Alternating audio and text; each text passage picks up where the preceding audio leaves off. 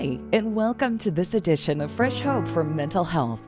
Our mission here at Fresh Hope for Mental Health is to empower you to live well in spite of your mental health challenge by sharing insights through interviews, practical tools for living well, encouragement, and courage for overcoming all from a Christian perspective. And now, here's your host, Pastor Brad Hoefs. Hello, my friend, and welcome to this edition of Fresh Hope for Mental Health. I'm Brad Hoefs, your host, and our purpose here on Fresh Hope for Mental Health is to empower you to live a faith-filled, rich, and full life in spite of having a mental health diagnosis.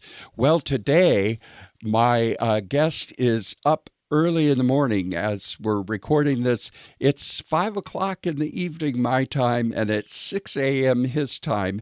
And he's in Singapore, if I remember right. And I have Nick Jonsson with me. Hi, Nick. Great to have you. Hi, Brad. Thank you so much for having me. Indeed, it's a beautiful morning here in Singapore, and it's great to be with you. Now, this is the farthest away I've ever interviewed anyone. I'm sorry that you had to get up so early, but you're a good Swede, right? You like your coffee? Yes, I had my morning coffee, Brad, and also, and as you will hear today, I'm quite an early riser. I found myself having good routines. I try to be up early in the morning for an exercise most days as well. Yeah. I think, what kind of exercise do you do? Well, you know, I myself is approaching 50, so I realize that just running is a bit hard on the body, so I try to mix it up a bit with also swimming, cycling, and I also do like walking. Great. Well, I found out about you through an email, and you've written a book. I want you to tell us about the book, but I also wanted you to tell us about what it is that you do and how you came to write the book, because you kind of specialize with executives. Is that correct? Yes, that's correct, Brad. Well, tell us what the name of the book is and what it's about, and maybe how you came to really be passionate about this subject. Sure. And Brad, right as you said, I was born in Sweden, and after that I have an international career. I lived in Australia, Thailand, Vietnam, Indonesia, and now in Singapore working. And I worked for many of the big multinational companies in these countries. And what I could realize in management positions was that many times it was quite lonely. I felt quite isolated. Perhaps I was most focused on my KPIs and goals and going to the top, getting promotions, getting pay rises, instead of caring for my friends and colleagues. And that can be quite lonely when you're trying to go to the top. And, many times people are doing the rat race, they're becoming a bit too selfish. And I found myself in that game as well. Then later on, when I had a crash mentally and I resigned from my work and so on, I was looking at the blank page and seeing what should I do. And that's now what I do. I work for the last 7 years with support groups for senior executives, so they should have this support network outside of the work. And it's through these groups, Brad, where I listened also to and found out that I was not the only one who had those feelings of loneliness and isolation while inside the jobs. And I wanted to make a difference. So what I did, I put out a survey in 2019 where I basically asked how they felt. I also did a lot of interviews in 2019. And while the findings then actually were quite surprising and shocked me, then came, of course, the pandemic around the corner, and I redid the survey and the interviews, and that I could compare these results. So that's the foundation for the book here, Brad. Yes, and what you found is executives tend to be lonely and really have some mental health challenges themselves, right? And don't feel like they can talk about it. Is that right? Yes. So actually in 2019, I found that 30% of the executives that I interviewed either were or had been suffering of loneliness. During the pandemic, then this number, when everyone was then working remotely, had doubled. So that Wow. just shows that, people were suffering more during this time in the workplaces. I just want to say, Brad, there was also one more reason why I wrote this book. In 2019 also, there was another incident that happened, and sadly I lost a friend and a colleague in Singapore due to suicide. And this was a gentleman who had just been to Mount Everest base camp, who was living his dreams. He shared on social media that he had never been more in love with his girlfriend. We thought he had it all together. Suddenly he was gone.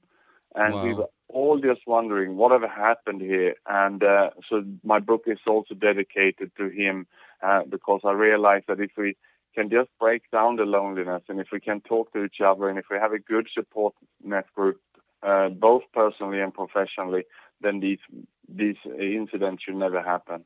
Yeah. Well, and loneliness is really the symptom of isolating, of being isolated, right? And that in and of itself gets you into your own head, thinking so much your own thoughts and ruminating and yeah. And so tell me what what how did you crash? You mentioned that you crashed. Tell me how did you crash? What happened for you that got you to the point where you realized all these things? Well, in 2014, 2015, I was in what perhaps many men call a 40 years crisis, I believe, if I should be humble and look back at it. But I'm also diagnosed with bipolar, so I could go from, overconfidence to silent and separate myself and isolate myself. And I think in 2014, I had extreme swings here. So when I was in overconfidence mode, I divorced my wife, resigned from my job, and then I found myself sitting there isolated and lonely. With that, then I was trying to find some support, and instead of supporting myself through a network, which I do now, it was many times also giving up exercise, going to the bar after work and having a few drinks instead. And with that came also the wrong friends. So it was a downward Yeah. spiral that's creeped on me. And before I knew it, I had given up most of my exercise and replaced it with alcohol. And I found myself extremely lonely. So this was Mm, then in 2015. yeah. I don't know if you know it, but I too have bipolar disorder. So, and I crashed and burned, well, it's almost 27 years ago now, but yes. And, I'm aware of some research. I don't have it right in front of me at the time of this recording, but there is a book out there also about how many top executives in the world have what's called hypomania, and many of them never develops into complete mania, but they live lives of hypomania. They can get a lot done, a lot of energy, little sleep, and I sometimes I wonder if the ratios aren't higher for bipolar disorder in particular, probably type 1 more so, in the executive groups of people. Do you know anything about that or? It makes so much sense to me, Brad. And if you can just, if someone have watched the movie also about McDonald's, the founder, if you see, it's one word that stands out that made McDonald's. They say it's persistence. And if you have hypermania and you keep being active and you lack sleep, you're going to achieve so much more than anyone else. And that is what I'm talking about when I said elbowing my way up, KPIs, Yep. goals being driven. And that is what indeed many of the senior executives have this, and that just means that we achieve 2-3 times more as a normal human being in a day. Yeah. Well, I would go and lock myself in a motel room for 2 or 3 days, not sleep, or maybe take an hour or two nap and come home with more work done than the other 20 some people on the staff would do in 6 months, or I had ideas to keep us busy for 2 years. And I loved that. But when it developed into mania, then it became dangerous. And it became harmful to me and to the others, because then I couldn't stand to be around anybody who couldn't keep up with my thinking. And usually my thinking was not real clear, and, it didn't necessarily have direction. Tell me the name of your book. So the book is called Executive Loneliness, Brad, and I pinned the coin there because, I didn't want some terminology that was too, should I say, detailed into the mental health space that would scare people away either. But still, people are a little bit scared to pick up a book when you see it on the shelf called Executive Loneliness. But I also call it that because I want to break the stigma. Discussing mental health and discussing loneliness, we need to become familiar and make ourselves friendly with the term if we want to talk about this. Absolutely, absolutely. And when did the book come out? It just recently, right? It was out just over a year ago, Brad, and it came out then when it was still in the pandemic, and the timing was, of course, fantastic. And it went straight up to number one in mental health in the U.S. It's only for a day, but at least it had a great launching. So I think certainly it was resonating with a lot of people. Yeah. Now, you mentioned men's mental health there. Yeah. Well, I really believe, and, I as a pastor, I happen to be part of a denomination that only has men pastors, but I really think all of us men have issues with talking about our mental health stuff. Absolutely, Brad. And after the book was out, and this was an era when still many people were doing online meetings, I was invited by various support groups also to talk about the book. Mentoring Men was one beautiful network in Australia who connected men then to just dial in on Zoom for 1 hour every Wednesday night, where they were sharing basically how they were feeling and so on. And these were new concepts, and these were many people living in very remote area. So during the pandemic, then they were completely isolated, and I was then the opening speaker at this event, for example, just to set the scene, to show that it's okay to be vulnerable, because once I passed that message, it resonated with some, and then they could have a conversation afterwards. But that's almost how it is with men. We need to open up the conversation. Otherwise, all we're going to talk about is, sport, TV, the weather, or what beer we drink. The conversation is not going to go deeper.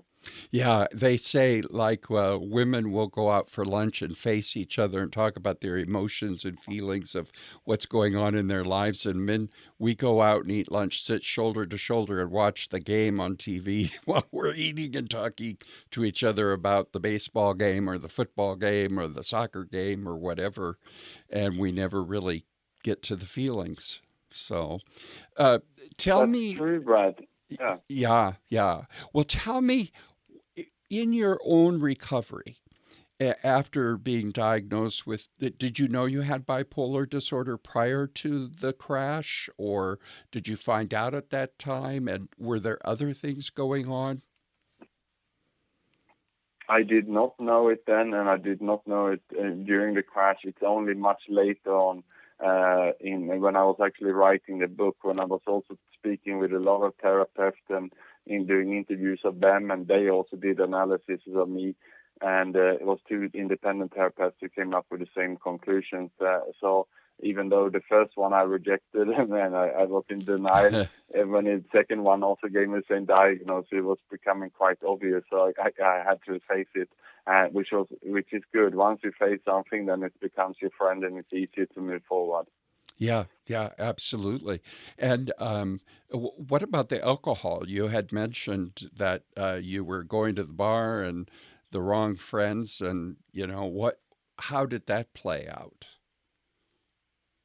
Yeah, so in 2000, I was still a bit lost. In 2016, 2017, I was jumping from job to job, sorting out my divorce case. I moved to a country because I didn't feel home at one country in Indonesia, so I moved back to Vietnam where I lived earlier.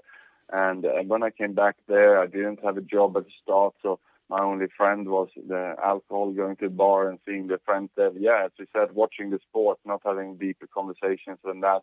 And then it became too much. And I started to become a daily drinker. I drank to numb my emotions during this time, and Also, I felt sorry for myself. The self-pity kicked in and so on. And in 2018, I found myself that, I didn't enjoy drinking and I couldn't stop. I was certainly addicted. And luckily, though, at this time, I had just remarried. And I did one thing that probably saved my life at this stage and it made me the person I am today. I told my new wife after 3 weeks of marriage how I felt internally, and she had no idea. She thought I was this high achiever, had it all together. Isn't And that when interesting? I was drinking or something, it was networking events, so it was to see people. She didn't know how I felt internally and what I'm sharing with you here today. And she decided to listen, and she also brought me to a doctor. We also called up a common friend who had an alcohol problem a few years earlier, and she very quickly introduced me to a support group, an anonymous support group. I joined them, and I had also, thanks to the doctor's support and this group, it was like a switch. So the second meeting I came into there, I haven't had a drink since, and that's now over 4 years ago, and that made a huge transformation in my life. Yeah, congratulations. Congratulations. It takes a lot of courage to go to that first meeting, doesn't it? It does, Brad, and again, we're so scared and so much stigma surrounding this. But I'm also now, that's why I want to talk about this today on this call with you, Brad, because it's important that we realize that it is okay to say that we had a problem. It's okay to say that we were pressured and we gave up the exercise and we picked up the drink instead. It's much easier to talk about it and address it if we are comfortable with it, and I'm a big advocate of this. Yeah. Yeah. To talk about it is to begin to work through it and work to process the pain and to process what's going on within us, and to process those things, one has to talk.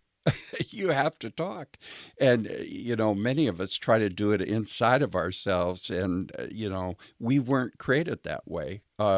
When God made us, He made us for relationships. And I find that like our mental health support groups, I find amazing things happen when people just interact with each other and they share with each other and they can give each other insights and things that worked for them that you wouldn't get otherwise. Yes, absolutely, and that's what the support groups is all about, and all this too well also, Brad, and that's why now I make sure I have both personal support groups. I still support to the anonymous group here with alcohol addiction, and I keep supporting newcomers who have problems. I'm on a roster also, and I will have the 24-hour hotline coming up here in October. I will have it for 2 weeks, and then take calls from people who are dialing in who have problems, questions, and so on, so they can call in, and ask questions. And that's my way of giving back. And we say in this group, you have to give it back to keep it, and that is the gift I've been given. Yes, yeah.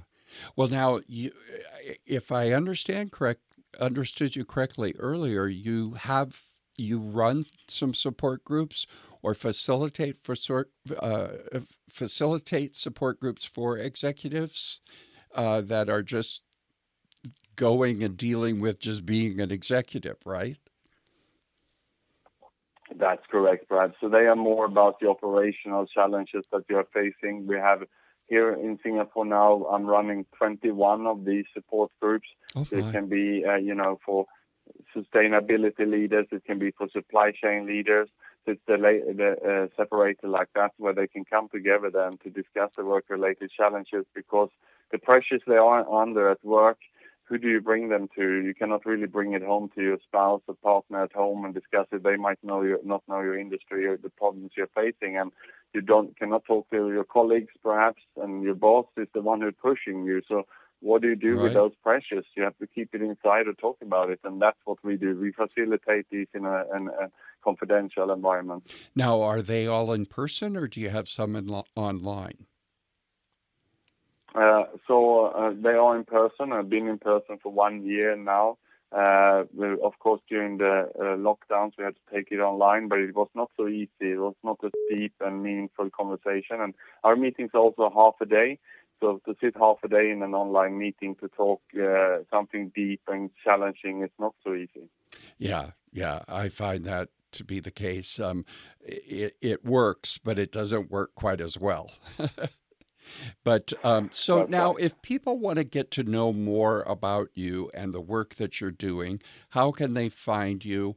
And also, I'm assuming we can pick up the book Executive Loneliness online. I'm assuming Amazon. And is it available other places? Yes, so my book is certainly available on Amazon, and you can just search for Executive Loneliness on Amazon. It's also on Audible, because what many executives said, well, I like to listen when I'm traveling, walking, or jogging or something. So it's on Audible by request. You can also find it on Google and Apple Books. So yeah, that's where the book is available, and through that, of course, people find me. But otherwise, I'm quite active on LinkedIn. So if an executive is listening, you can look into the LinkedIn network, and there you look up Nick Jonsson, and that's spelled NickJonsson. Yes, yeah. And they can find you on LinkedIn. Boy, isn't that something? Tell me what you found. Give me like three major insights that you found with your book and with the research.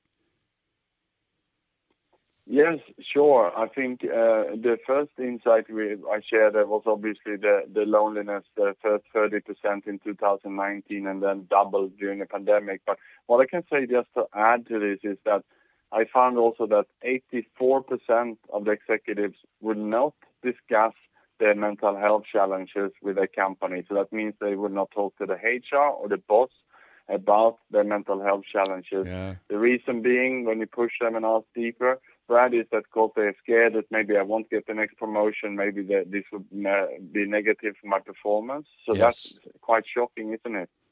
Yes, but it's in one sense it's so shocking and it's sad, but on the other hand, I understand why they don't, because there's so much stigma, and then a boss can make decisions based upon, well, that's not getting done, so this is why, or yeah, it's too bad that we don't live without that stigma, because they would not hide if they had a broken leg or if they were That's having right. kidney dysfunctions,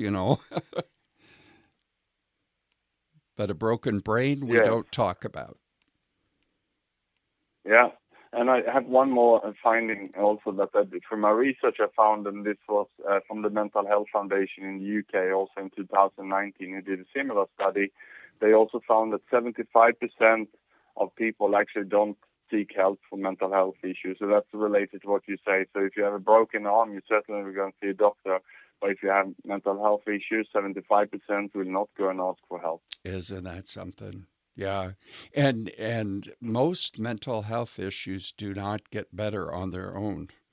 It usually then it's going to lead to some kind of situation in life that's going to cause even more pain, whether that's through self-medicating or inappropriate behavior or just bizarre behavior or whatever. I was on our state's advisory committee to the governor for mental health, and it dawned on me during one of the meetings, here I am, a 60-some-year-old man, and I'm going, oh, that's why they call it behavioral health. Because when you have mental health issues, it comes out in your behavior. And I thought, duh, I'd never thought of that before. But yeah, unfortunately, it's a lot like our vision. If you don't get it corrected, your eyes just keep getting worse, and they get worse faster without glasses, without correction. And yeah, it's interesting. It's Absolutely. and the only way to break the stigma down is for men like yourself or me to say, "Hey, men, it's okay that you can't will yourself out of clinical depression. You and I can't will ourselves out of bipolar disorder any more than we could if we had stage 4 cancer. You take the treatments, you do what you need to do, and you keep pushing forward. Of course, there's some will involved in it, but yeah. Absolutely. No, I agree, Brandon. The only way here is to talk about it and get out of our own head. And we do that by just talking to each other. So thank you for driving this dialogue, Brandon, forward as well. Yeah, well, I want to encourage any of you who are listening, and many of you are in other countries or wherever. Maybe you know an executive. Maybe you are one. Maybe you feel lonely.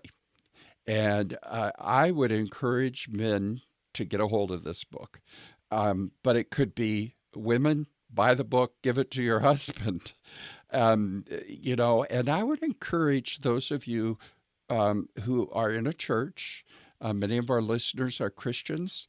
And if you have a pastor, I would encourage you to get this book for your pastor, because pastors experience much of the same thing that executives do.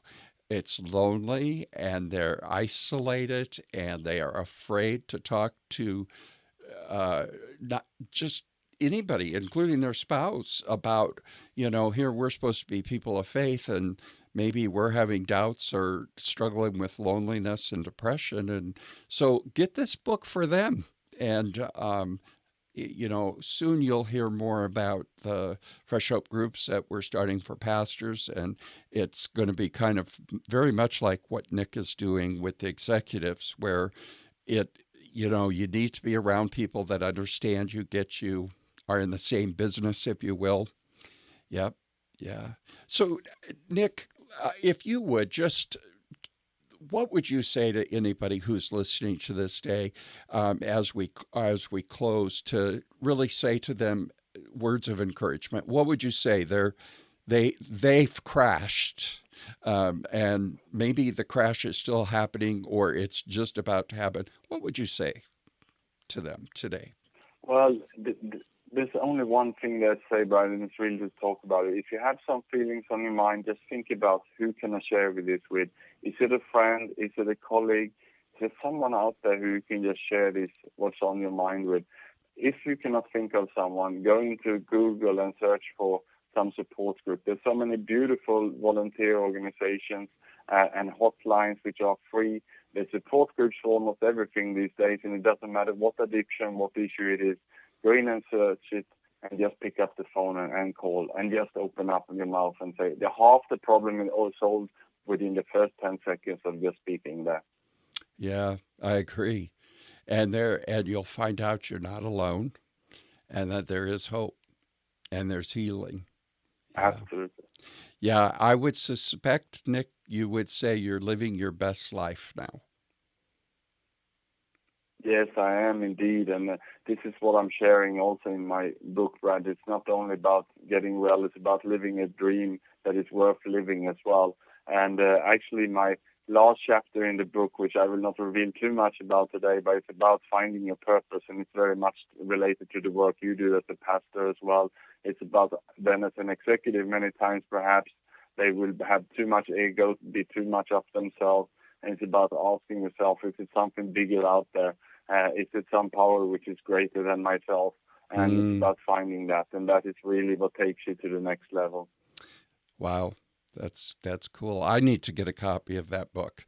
And I need to stay in touch with you, because you might be able to help us even with what we're doing with pastors. And so thank you so much. I'm glad you got a hold of us through your person, and that we were able to do this. And again, Executive Loneliness, pick it up on Amazon. And thank you so much for being here today, Nick. I really appreciate your time, especially, you've got the day to face. I'm getting ready to go to bed later. Just is so crazy to me. But thank you so much, and blessings to you and your work.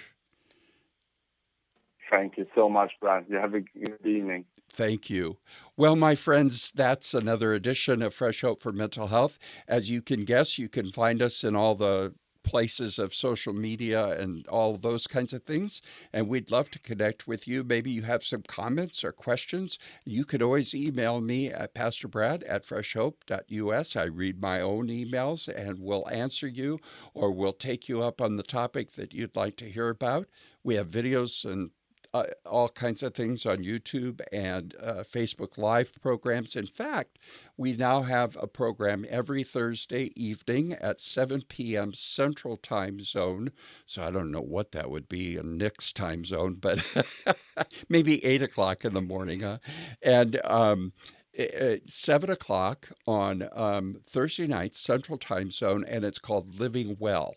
And you can find that on our Fresh Hope for Mental Health page on Facebook. And then if you would do me a favor, leave your review of, if you're watching this on iTunes or listening to this on iTunes, just fill out an honest review. It just helps other people find the podcast.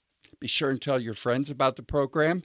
And until the next time, my friends, may the Lord hold you with his perfect hope. And just, if you're going through hell, don't stop. Just keep taking one step forward. And like Nick said today, Google help. There's all kinds of help available. We'd love to help you in any way, shape, or form we can with Fresh Hope.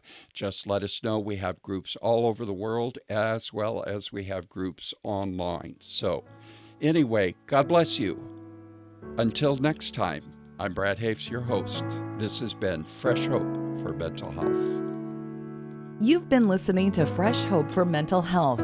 If you have an opportunity, please review, share, and subscribe to the Fresh Hope for Mental Health podcast on iTunes or on the service that you use. We encourage you to share our podcast on social media with your friends and family. Previous podcasts of Fresh Hope for Mental Health can be found at freshhopeformentalhealth.com, iHeartRadio, Stitcher Radio, and iTunes. Fresh Hope is one of the leading networks of faith-based peer support groups internationally. For more information about Fresh Hope, go to freshhope.us.